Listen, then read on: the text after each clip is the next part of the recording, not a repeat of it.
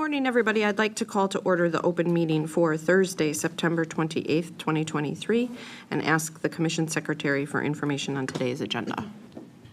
Each commissioner has independently reviewed the minutes of the open meeting of Thursday, September 21st, 2023, and each has informed me there is no need to discuss the minutes. I move we approve the minutes of September 21st, 2023. Second. All in favor? Aye.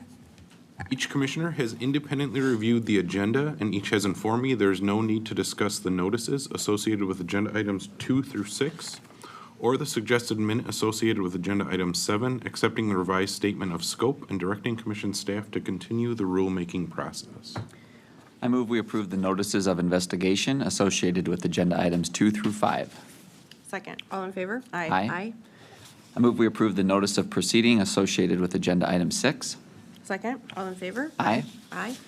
And in docket 1 AC 258, I move we accept the revised statement of scope and direct commission staff to continue the rulemaking process. Second. All in favor? Aye. Aye. Okay, that brings us to agenda item 8, which is docket 4220-TE-114. This is an application that we took up on June 29th, 2023. It is Northern States Power request to modify their tariff related to the installation of AMI.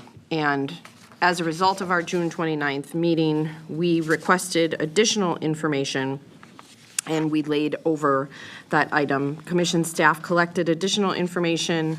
The company provided a fairly robust amount of follow-up information. They responded to our inquiries within the required time frame. And specifically what the applicant is requesting is they're asking for approval to modify their tariff to allow it to forego the collection of costs from the customer for minor repairs of meter sockets before the customer-owned conductor that are discovered while installing AMI. So initially, I had flagged some concerns about having customers pay for costs that aren't normally picked up by the utility. And so as a result of receiving the additional information, a couple of things became pretty clear to me. And the first is that the customer in this case doesn't have a choice. They have to switch over to the AMI for a number of reasons. The parts needed to maintain the current meters will no longer be available. They're not going to be able to be maintained, so the customer has to switch. Second information that we received that I found to be helpful was that at the end of the day, AMI deployment has shown to lower overall system costs, which is a benefit to all customers. And so for me, looking at the additional information, but more particularly, the fact that the customer doesn't have a choice, that everybody's being moved to the new meter system, to then, on top of that, if something is discovered, and again, from the additional information we received, it sounds like in the neighborhood of 500 minor repairs are anticipated. And so the fact that the number is that low, coupled with the fact that the customers have to switch over to this new technology, satisfied me that this modification is reasonable. If in fact those 500 minor repairs do occur, the impact when you look at the revenue requirement impact, it would result in an increase to customer bills of approximately 2 to 3 cents. And given all of those factors, I feel comfortable granting the modification to their tariff. I would, as staff put forward in this latest memo to us, they have suggested that we could limit this project-specific modification to the utility's installation of AMI, and we could also include the reporting metrics that were proposed by the applicant. So on page 14 of our memo, that's alternative 2, and that's where I would be. I would grant their request in this case, and then I would accept the reporting metrics that they have proposed. Commissioner Hebner? Thank you. I'm in the same spot as you. I think everything that you said is the reasoning that I would support, and then the final reason that I would add would be that based on the information that was provided, a lot of these problems aren't identified till you pull out the meter. Yep. And once the problem's identified by a qualified electrician, they can't put the meter back in because they've identified a problem. So you've created the problem, and then you're gonna walk away and leave someone without electric service for how many days or weeks? So I do think that it's reasonable based on the small amount of number, the small cost as you identified. So I would be at alternative 2. The only thing I would add, and you mentioned it, is limited to the utilities installation of AMI. That's in our alternative. The way their actual tariff is written doesn't say that. It doesn't say it's specific to AMI, so I would just have the tariff line up with with that limitation. Yep. Okay. Agreed. Okay, thanks. Commissioner Strand? Thank you. I'm in the same place that you two are. I'm really glad we took the action we did in June because I think that new information is so much more helpful Yeah. for decision-making Right. than what we had originally. I also kind of caught what Commissioner Hebner just spoke about regarding limiting it to the installation of AMI. So I would just make sure the staff tightens up that language so it's clear what we're referring to, but I'm in the same place. Thank you. Great. Okay, so then the next question in front of us is cost recovery. So currently, the commission, we have an open rate case in docket 4220-UR-126. And commission staff has already completed the audit. So consistent with our practice, as it sits right now, commission staff disallowed the repair costs in question, which is approximately $100,000 for 2023 and $300,000 in 2024. So because we just approved their request for the project-specific tariff modification, we can decide right now that the costs are allowed to be included in the rate case, that they would be eligible to recover. And then commission staff suggested that they be placed in a very specific FERC account, which is FERC account 370. And the reason for placing the dollars into that account is that it would limit subsidization across classes. And the amount would be allocated based on the approved allocation in this current rate case. So that was the direction that I feel comfortable going. I was not going to take the alternative approach. So in terms of our alternatives, I'm at alternative 1, where I would allow the applicant to seek recovery in their current case. And then I would direct that in the current case, which is subalternative A, that the cost be placed into that FERC account 370. So that's where I am. Commissioner Hebner? Yep, I'm in the same spot as well for the reasons you identified and in discussing with staff that would be consistent with the AMI project and how that's going to be treated. So I felt that was the most reasonable approach, so I'm at the same spot. All right, great. Commissioner Strand? Thank you. I was also at alternative 1 and subalternative A, and I appreciate that the staff is willing to be flexible with us on this, given where we are in the timing. So, thank you. Great. Okay, Great. Ready? ready. In docket 4220 TE 114, I move that we grant NSPW's request to its tariff modification consistent with our discussion. Second. All in favor? Aye. Aye. Okay. That brings us to agenda item 9, which is docket 4348-DR-100. This relates to a decision that was issued by the commission on December 16th, 2021, where we received a request seeking a declaratory ruling about which utility has the right to serve a location in question. Our December 16th, 2021 order, we denied the petition and we issued a declaratory ruling that Wisconsin Public Service had the right to continue to serve the lot in question. Oconto petitioned for judicial review. That went through the Oconto County Circuit Court.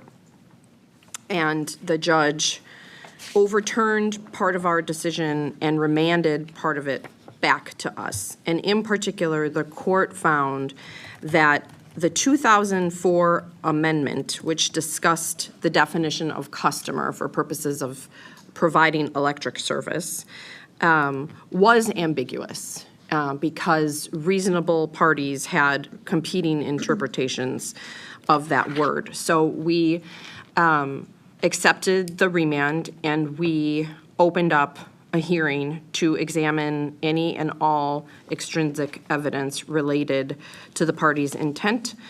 And so that hearing was held on June 7th. The parties offered evidence to supplement the record. There was extensive testimony given, as well as examination of the witnesses. I have looked at that additional information and that additional evidence, and I find that WPS has the right to continue to serve Lot 2. So the evidence that came in after the fact did not persuade me to take a different approach in this particular case. So I'm at alternative 2. I would find that Wisconsin Public Service has the right, and then the remedy for me is moot. So, Commissioner Huebner. Great, yes, thank you. I dissented when we originally took this up, and for me, the additional information didn't change my mind either. I still think that Oconto has the right to serve Lot 2. And I'll just walk through my thinking as I did then. The first thing for me is that the agreement lists an exception for Sharon Burrish. She actually wasn't even the property owner. The property of the entirety of that lot at the time was owned by a Ms. Singstock, and Ms. Burrish was a renter or a co-occupant. Perhaps she was the name on the WPS electric bill or energy bill, but she wasn't the property owner. So to me, right there's a dispute as to, why would this entire property be served when the customer that's identified as the exception was the electric customer, not the property owner. Then based on the 2004 agreement, as you kind of walk through time, what happened in 2015 to me, does matter in that the lot was subdivided. And so to the extent that Burrish was an exception to the agreement, and the agreement stated that Oconto would serve customers on the east side of the east frontage road. Once that property was subdivided into two properties, if there was an exception for Burrish, it now became limited to the 3 acres that was subdivided. And so now you have a 27-acre parcel that, in my mind, it doesn't have electric, there's no evidence that it had electric service, so it's an open lot. And therefore, we revert back to the territorial agreement, and the plain language of that says that Oconto Electric will serve customers on the east side of the east frontage road.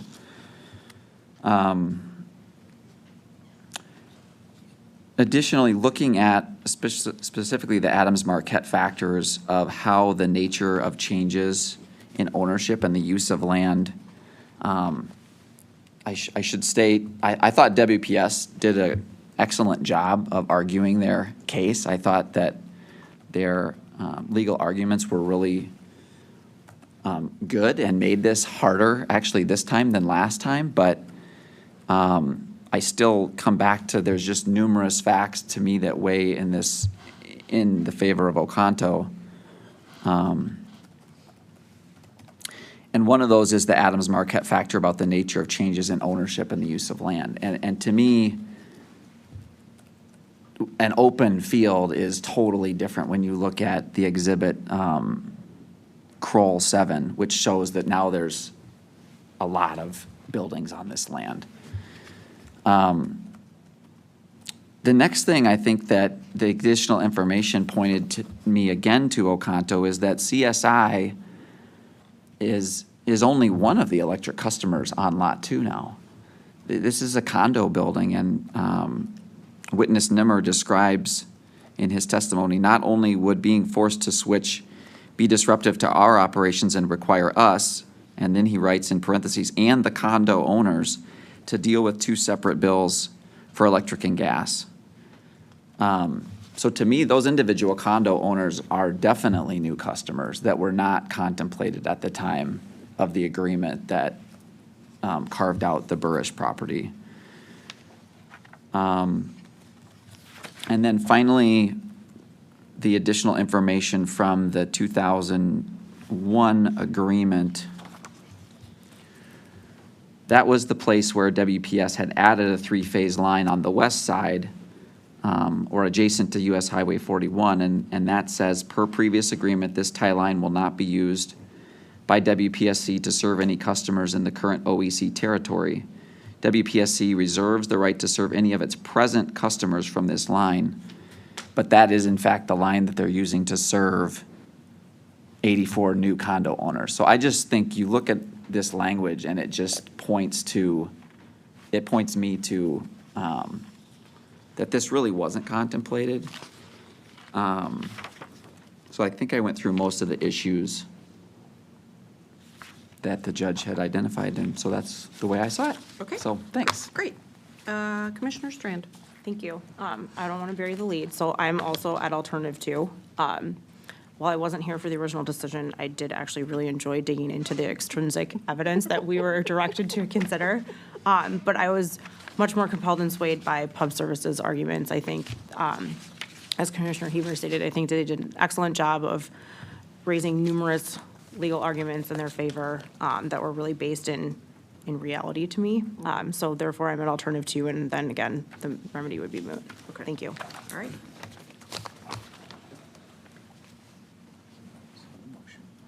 Yeah. So for item 9, docket 4348 DR 100, I move alternative 2. Second. All in favor? Aye. Those opposed? No. Okay. All right. Okay, that moves us to agenda item 10, which is docket 3320-WR-108. And Commissioner Strand has bravely volunteered to lead this discussion. There's lots of twists and turns, so this is going to be a good one. Thank you. For us today is the application of Manitowoc Public Utilities, which I'll call Manitowoc or MPU, to adjust its water rates. Manitowoc filed this most recent rate case in response to cost increases in its operations, and as well as to comply with the Commission's order in docket 3320 LS 100, which directed Manitowoc to submit a full rate case application within 2 years of that decision. MPU completed its last conventional water rate case 12 years ago, in 2011. However, the Commission authorized Manitowoc's present rates through its final decision in a simplified rate case in April 2015. Manitowoc's current filing included a request to adjust rates by roughly $830,000, which represents a 12.18% increase over the present rates. Manitowoc also requested a 4.9% rate of return on net investment rate base, which was the benchmark return for municipal rate cases at the time of its filed application. As we will discuss in greater detail as we proceed through the decision matrix, Commission staff performed a comprehensive audit of MPU, which resulted in a number of adjustments and a staff revised revenue requirement. Ultimately, our decisions here today will set the final revenue requirement. The parties to this proceeding are Manitowoc Public Utilities, MPU, and the Central Brown County Water Authority, or CBCWA. The record in this proceeding was developed through rounds of direct, rebuttal, and surrebuttal testimony and public and party hearings on Wednesday, August 2nd of this year. Interestingly, a number of issues that are historically contested in rate cases are uncontested here. These uncontested issues include rate of return, cost of service, as well as revenue allocation and rate design. I think there are some good opportunities for dialogue here, as the chair alluded to, especially about an underlying issue of this case, which is whether or not the commission should direct the applicant to file a new rate case in the future, and if so, when? I will say up front, again, try not to bury the lead today, that I am in favor of directing the applicant to file another rate case in the near future, but I'm interested in discussing the appropriate timeline for that. Before we start, I would like to thank MPU, CBCWA, and commission staff for their work throughout this entire process. And I want to give my colleagues the opportunity to make any initial comments before we start working through the issues. Thank you, Commissioner Strand. I don't have anything other than I appreciate the hard work of staff and the really fulsome record that was added by the interveners. I thought that this was actually the most interesting case I've read in a while. And some of the things had me scratching my head, but I think overall, this is a really well-developed record. And I look forward to our discussion. I don't have anything to add. Thanks. As laid out in the decision matrix, there are 12 issues, some with a few sub-issues that the commission must decide on today. Of the 12, issues 1C, 1D, 4, 5, and 6 are uncontested. Therefore, I will focus our discussion on the remaining contested issues. Issue 1 pertains to the reasonableness of the revenue requirement. As I mentioned earlier, Manitowoc's filed application included a revenue requirement increase of $830,008, which equated to an increase of $728,817 for retail customers. Following its audit, commission staff proposed a revenue requirement increase of $1,544,789, which equated to an increase of approximately $1.3 million for retail customers. Subsequently, Manitowoc provided a revised proposal in Exhibit MPU Carter 6 that included a revenue requirement increase of approximately $1.2 million, which equated to an increase of approximately $1.1 million for retail customers. Many components of the revenue requirement are uncontested or not before us today, but there are a couple important aspects we will discuss. Therefore, before making a final decision on the revenue requirement, if it's okay with you two, I would suggest that we move to the sub-issues, make our decisions there, and then circle back to 1 for the final revenue requirement determination. Yes. Okay, Agreed. great, thank you. Issue 1A, here we're being asked to determine if the commission should include staff's adjustments related to a membrane replacement normalization costs. In MPU's last rate case, the commission authorized a normalization expense amount of $415,800 for membrane replacements. In this proceeding, commission staff estimated a $239,500 normalization expense. By including this updated normalization cost in the revenue requirement, customers will pay a portion of the cost through rates to periodically replace the membranes.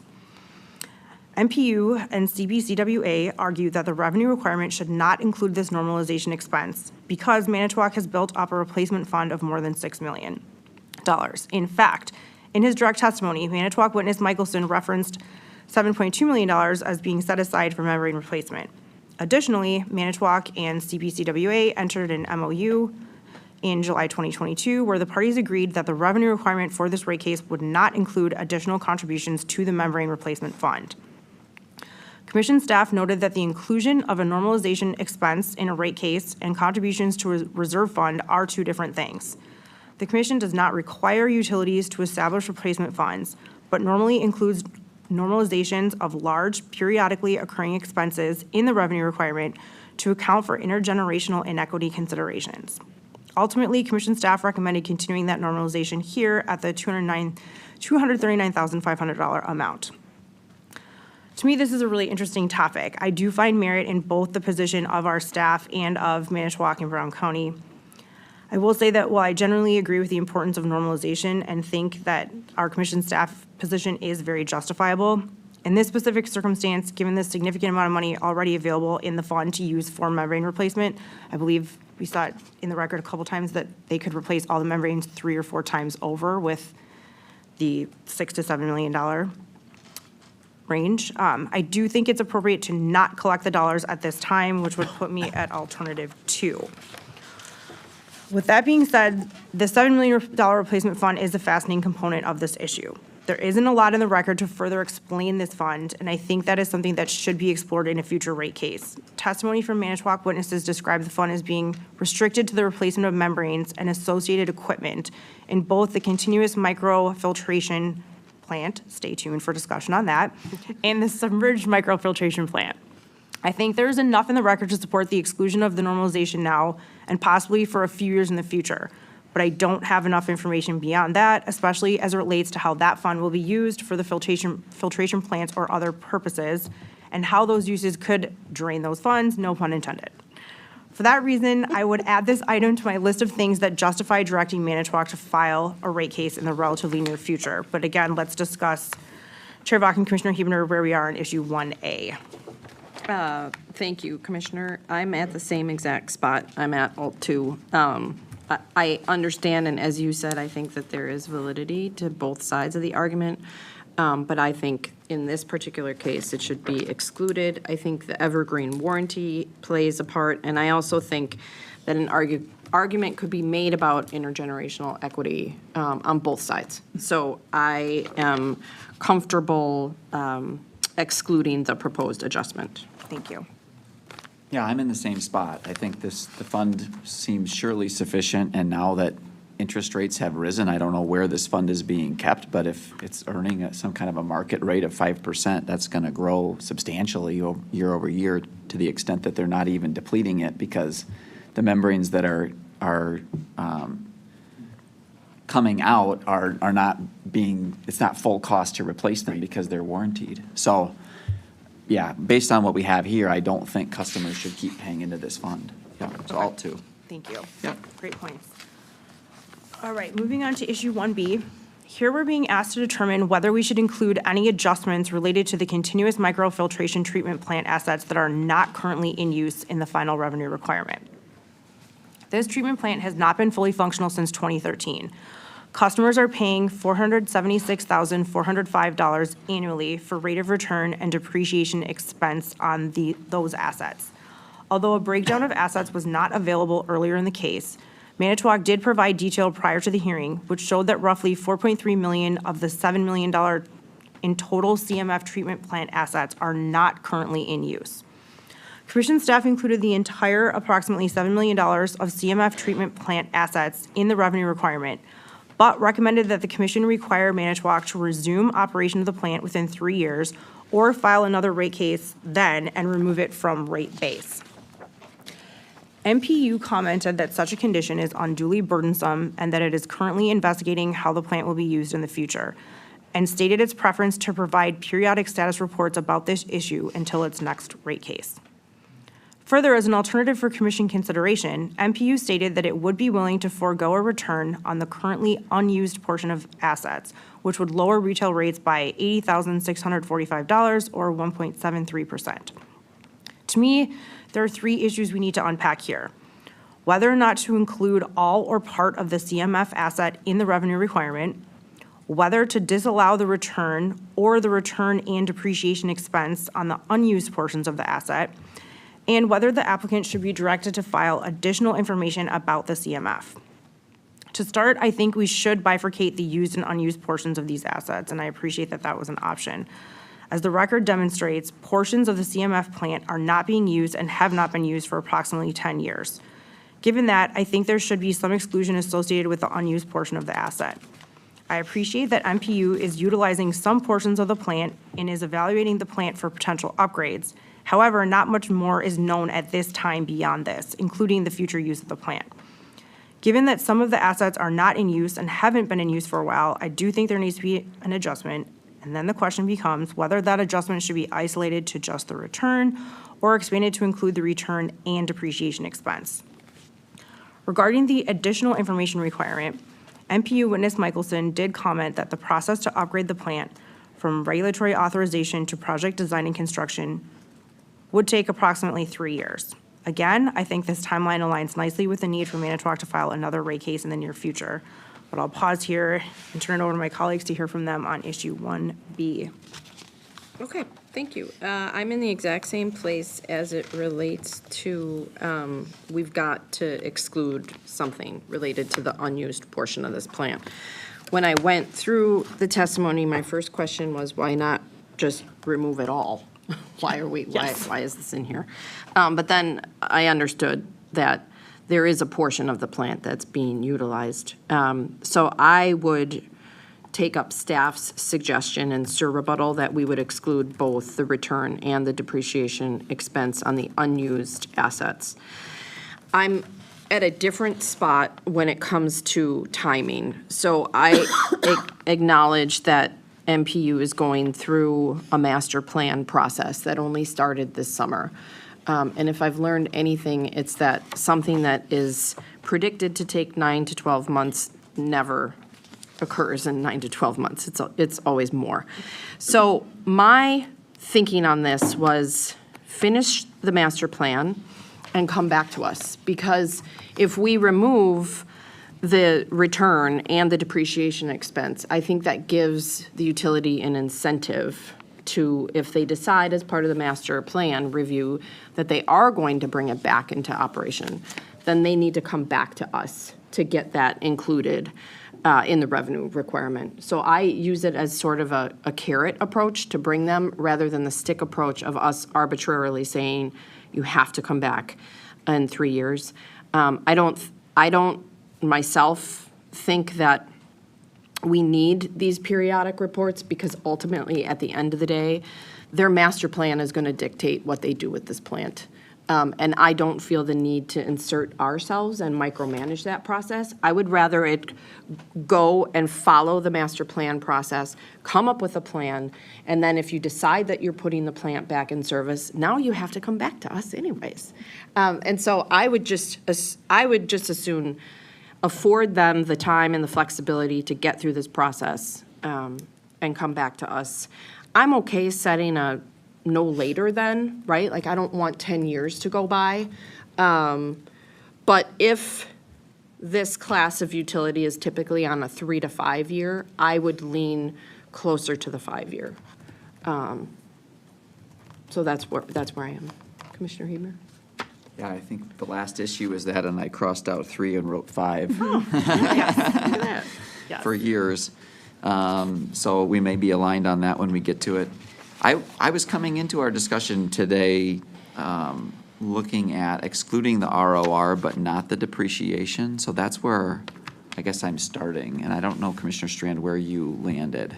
So, excellent question. I was on the fence with that as well, but I think, especially given how much of the plant is not being used, I'm more comfortable with excluding the ROR and the depreciation expense. Okay.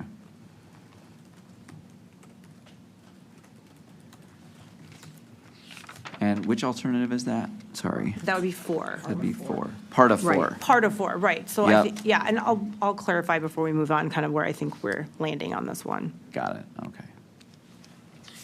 Yeah, I can join you guys there. I think the ROR made sense. The depreciation, I think, is that return of.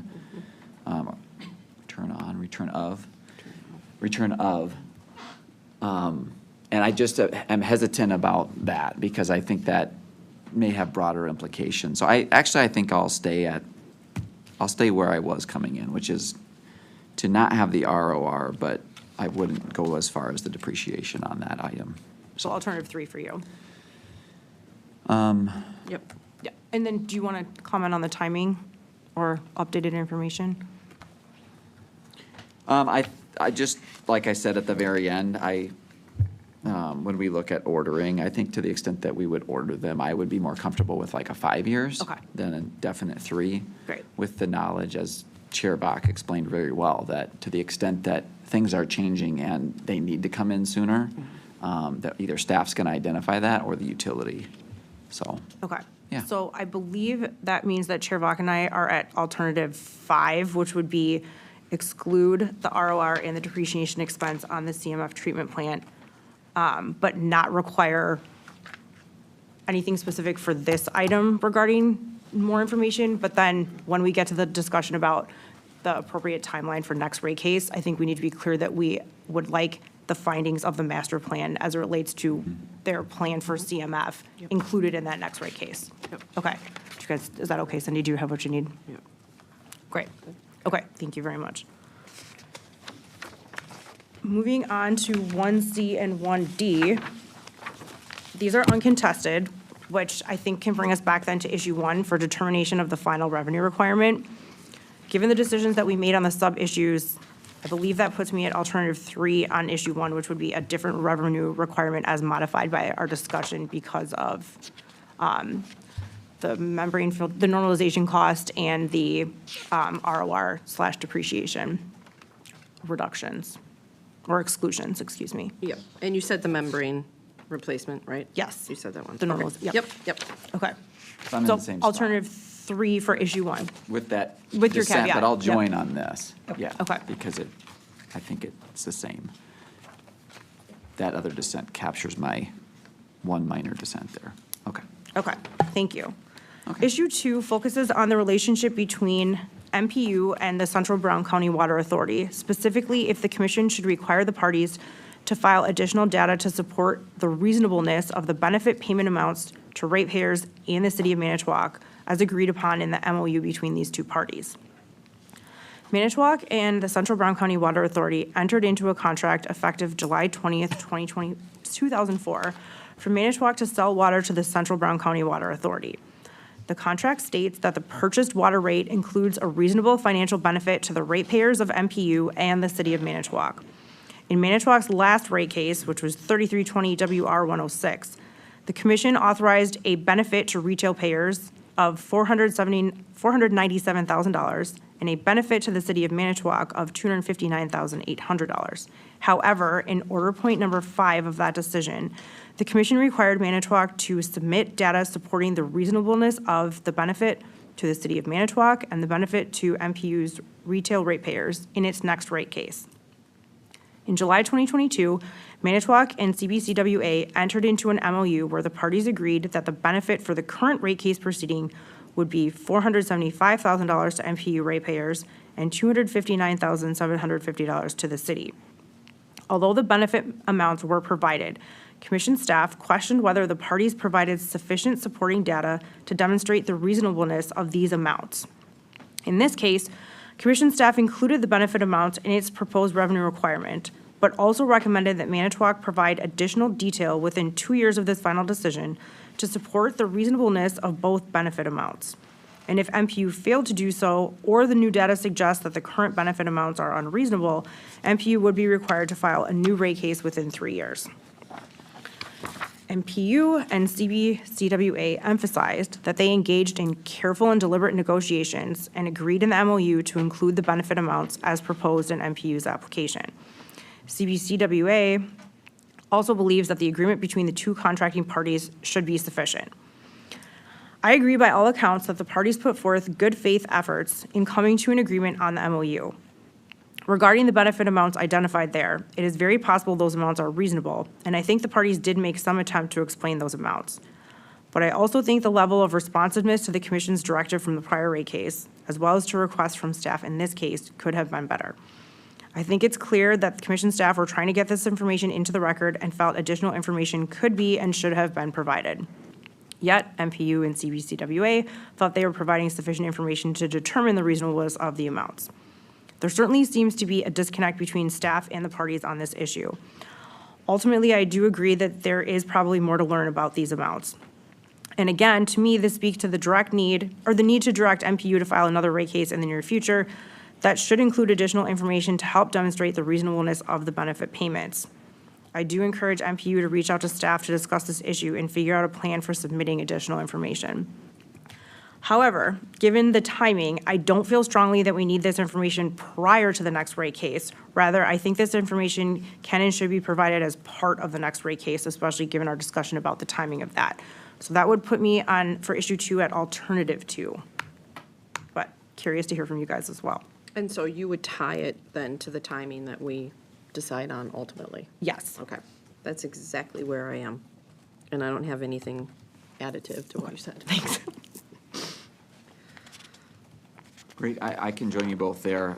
Alternative 2, it reads to file different information, so is there different information? I think because we're still having issues determining the reasonableness of the amount, that we want different information than what they filed in this case. Got it. I believe that's what the different refers to. But Got that, it. if not, that's what I'm clarifying it to Yeah, refer to, if okay. that's okay. No, and I'll join you at that at alt 2. Okay, great, Okay. thank you. Issue 3 asks if Manitowoc's customer-side lead service line financial assistance program included in the revenue requirement is reasonable. And coincidentally, this is the reason, one of the main reasons why we're even having this rate case right now. So in the 2019 final decision in docket 3320 LS 100, the commission authorized a program that would provide financial assistance for the replacement of all customer-side lead service lines in Manitowoc's system. No one raised objections to the dollar amounts included for the program expenses, and I don't have any objections myself, so I am at Alt 1 for the amount of lead service lines. I believe it's reasonable here. I agree, alt 1. Alternative 1 for me, too. Thank you. Okay, we're going to skip 4, 5, and 6 because they're uncontested, which brings us to issue 7 on page 20 of our decision matrix. In my opinion, the next 4 issues, 7, 8, 9, and 10, all tie together, especially in consideration of applicant witness Carter's Exhibit 7. I will take them up separately, but I want to state up front that taking them together helped guide my decision-making on a couple of these specific issues. Issue 7 asks if Manitowoc should be permitted to add language to its tariff Schedule X4, allowing it to require that a residential customer disconnected for meter damage or interference pay their outstanding balance in full prior to reconnection, seemingly denying the customer access to a deferred payment agreement. Here, the applicant proposed to add language stating that a customer disconnected for meter damage or interference shall have service restored upon the customer's demand and upon payment of the amount due to the utility for all water consumed, including that not recorded on the meter as a result of tampering or damage. I appreciate the work of commission staff in flagging this issue and understand its concerns regarding the administrative code pertaining to DPAs. Ultimately, for me, this is less of a code issue and more of an issue with having substantial evidence in the record to support this request. Personally, I would need to see more data information demonstrating that this is a legitimate, frequent issue that needs to be addressed in this specific manner. And I don't think we have that here. Therefore, I don't support this request, which would put me at alternative 3, which would be to deny the request, but not for a specific administrative code reason, just to differentiate between those options. Chair Vacan, Commissioner Okay. Huebner? I'm also at alt 2. I think I would agree with you. It's less about talking about what the code specifically states, and it's more, it falls under our purview of whether or not it's reasonable, the results. And especially when I look at the fact that, just from a legislative perspective, there are other code provisions that relate to tampering, that to me, the legislature considered this. And my response to this is simply require a higher down payment. I mean, if that's the behavior you're trying to get at. But I do not think it is reasonable, and I do not think the evidence in the record supports an ability to require that a residential customer has to pay their outstanding balance in full prior to reconnection. So I'm also at alt 2. Yeah, I'm in the same spot. In addition to everything that you both said, I think consistency. So I think it was in the record, we got 576 water utilities. Either this or the next one, maybe both, that this would be the only water utility that would have this. So that's not to say that we can't have exceptions, but I would like to see more information about, is this, it was kind of alluded, well, our electric has it, we want it for water to be consistent internally. But if this really isn't an issue that they're dealing with at a frequency that would justify the change, then it may not justify the change. So at this point, I'm at alt 2. Okay, thank you. Issue 8 asked if Manitowoc should be permitted to add language to its X4 tariff, allowing it to require a customer that is disconnected for meter damage for interference to pay the reconnection fee prior to having service restored. Here, my logic is the same as issue 7. I didn't see enough in the record to support the applicant's request to add this language at this time. And I also don't think it was established that the current tariff language no longer works. So absent that information, I'm not in a position to approve this request, and I would be at alternative 2 on issue 8. So this one I struggled with. I went back and forth because I think it's largely an issue of timing. And I think MPU's argument about the right to refuse service, to me, held a lot of weight, and it actually swayed me in their favor because they're right. I mean, the other option they have, which is perfectly legal, is that they can refuse service in this type of a situation. They're not required to reconnect. And so I was wondering, is it really the case that this would be the only utility that we've authorized? And I think when you peel back the layers of the onion, it's more about the timing of, no, other utilities, and including water utilities, are allowed to charge a reconnection fee, but it's a matter of the timing, in that, are they collecting the reconnection fee or the connection fee before service is actually provided? So I think that there was a nuance that came through in the testimony, and I appreciate the testimony on both sides, but for me, because it's only related to interference or tampering with the meter, I was comfortable with allowing a reconnection fee. And in my mind, that is it's a much different ask than having a customer pay their full arrearage amount prior to reconnecting. And for me, again, it's that legal ability of MPU to refuse service that ultimately swayed me. So I'm at Alt 1. Yeah, I'm going to join the chair at this on Alt 1. This is a really close one for me too, looking at this, but just Carter's Exhibit 7 has the Schedule R1 in it, so the reconnection fees are $50 during normal business and $70 after, so it's not an exorbitant amount of money, but I think it sends the signal that this is a charge related to past tampering. If it's related to bills not being able to be paid, which is what we talked about in the prior, then I do have an issue, because that's where the DPAs are most effective. But this was an action taken by that customer. So I'm comfortable with Alt 1. Okay. Thank you. Issue 9 asks if Manitowoc should be permitted to add language to its X4 tariff, allowing it to bill customers for the reasonable cost of investigating meter damage or interference. Again, I'm in the same place. I didn't see enough evidence in the record that supports approving this proposal. I think the suggestion laid out in the issue scope of the decision matrix is reasonable. MPU should submit information regarding the actual cost of investigating meter damage or interference, and work with commission staff to propose a reasonable fixed rate to bill customers who are found to have damaged or interfered with their meter. This reasoning is consistent with the theme that additional information, analysis, and collaboration is needed on this issue, which would put me at alternative 3. Yep, I'm in the exact same place. For me, the question that kept popping up in my head was, isn't this just a normal cost of doing business? And when you're talking about the loaded rates for your employees, and the vehicles that are used, you're getting dollars for that. And so in my mind, it was a way to almost double charge for expenses that should be picked up in your O&M. If there is some, burgeoning problem in this area where it's causing an upward increase of costs for the utility, then they should provide more information to justify charging the cost of investigating. So I'm also at alternative 3. Yep, I'll join you there. Thank you. Just a quick clarification. Are you also, as part of the next rate case, do you want them to submit the information if they want to pursue the If change? they're or just pursuing it again, yes. If they decide to pursue the change in the next rate case, then we need more information. Thank you.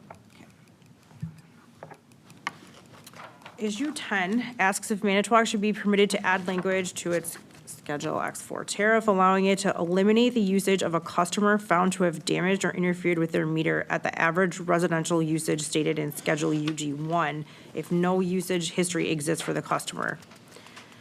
Here I will revisit my earlier comment that in looking at Exhibit MPU Carter 7, where the proposed X4 changes, tariff changes are outlined, to me, this is a package deal, and I really don't think it makes sense to authorize this proposal, even though it's supported by the applicant and commission staff. I continue to believe that this subject needs additional review and analysis, which would put me at alternative 2, denying the approval of this language consistent with my determinations in issues 7 through 9. Now, obviously, 8 changed that a little bit, but I still think if this was a standalone, even with 8, it's just very awkward addition, and I don't think it's thoroughly thought out here. Yeah, I don't know that I have enough to feel comfortable with the 500 cubic feet, so I'm going to join you. Thank you. Okay, I was at alt one on this. I thought it was reasonable and our staff was fine with it, so I was okay with it too, but I understand. Thank you. Respect your positions. Issue 11 pertains to general conditions to include in the commission final decision. The issue scope referenced 4 standard conditions, and I found each of these to be reasonable and definitely support their inclusion in the final decision, which would put me at alternative 2. Agreed. Alternative 2, and I would accept all of the standard conditions. Thank you. I'm in the same spot. Okay, great. Thanks, Commissioner Huebner. Okay, so our last issue, issue 12, brings forth a common discussion topic throughout the proceeding, whether MPU should be required to file another rate case, and if so, when.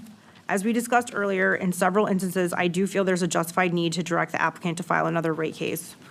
However, I really don't think 3 years is the right amount of time. Like we talked about, for Class AB, 5 years is recommended, and I was kind of somewhere between 4 and 5, but given the discussion that we had today, my motion would be to direct the applicant to come in again in 5 years when additional information, especially future plans, like the master plan for the CMF, are available. I think that gives them enough time to make some decisions on these important things so that we're not just looking at the exact same information that they filed this time around. So, let's see, I would order them to file another CRC within 5 years, which I think would be alternative 3, given what we have here. Slight modification. Yeah, within 5 From not years. to exceed, Or, if yeah. you would I think no later No later than than? 5 years. Okay. Or within 5 years. I think the wording Yeah. is okay. Within. I like within 5 Great, years. yeah, I'm good with that. I'll join you there. Yeah, I think there's a lot going on. I mean, they've got the lead service. This is also the utility that is dealing with the city's leaching old lot and is extending service out to the town. Yep. So there's a number of moving pieces here that I don't think we want to wait 10 or 12 years to see them again. Agreed. Is everyone fine then with the inclusion that they shall also submit plans relating to the CFM in that case? Yes. Thank you. Sooner, yeah. Yep, Okay. that'd be fine. You done? Yeah. Great. In docket 3320 WR 108, I move that we approve Manitowoc Public Utilities application consistent with our discussion. Second. All in favor? Aye. Aye. Okay, that concludes our official business for today. The next open meeting is scheduled for Tuesday, October 3rd. Tuesday. So just a couple more days, everybody on YouTube. Pay attention, Tuesday, October 3rd, 2023 at 10:30 a.m. Move we stand adjourned until October 3rd. Second. All in favor? Aye. Aye.